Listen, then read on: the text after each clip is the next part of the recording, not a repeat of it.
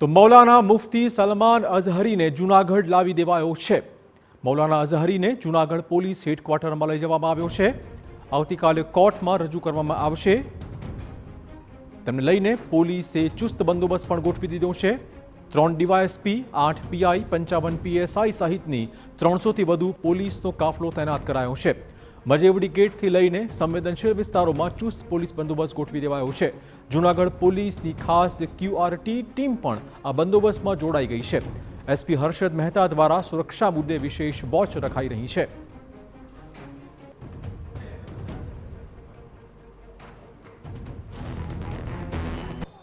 સમગ્ર જિલ્લાનો દરેક પોલીસ સ્ટેશનમાં અને જિલ્લામાં બંદોબસ્ત હાલ ચાલુ છે।